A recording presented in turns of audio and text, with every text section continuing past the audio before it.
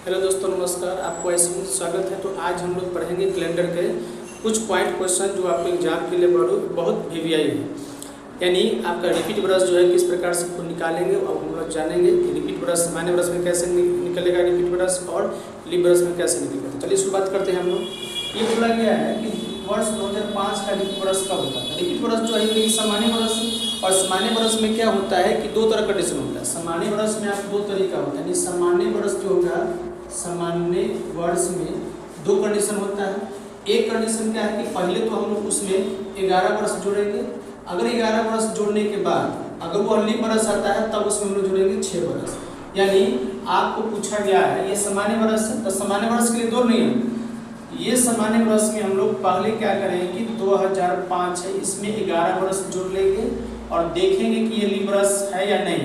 तो कहने का मतलब क्या है, 2011 कहने का 2016 हो जाता है। अब ये 2016 आपका रिपीट वर्ष है। 2016 क्या है कि आपका रिपीट वर्ष है।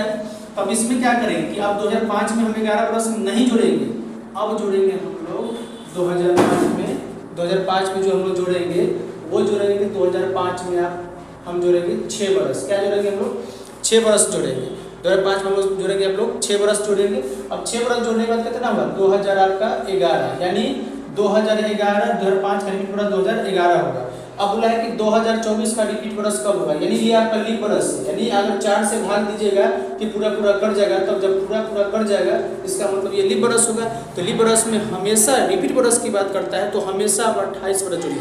यानी 28 वर्ष अगर हम जोड़ेंगे कि 2024 में अगर हम 28 वर्ष जोड़ देंगे तो ये बोले 8 4 12 5 और ये 2052 हो जाएगा। यानी इसका मतलब है कि 2024 का रिपीट वर्ष जो होगा वो 2052 में होगा। तो आप ये कमेंट बता के मतलब इसका ये जो क्वेश्चन है ये इसको आपको बना के हमको कमेंट कीजिए इसका आंसर कितना है।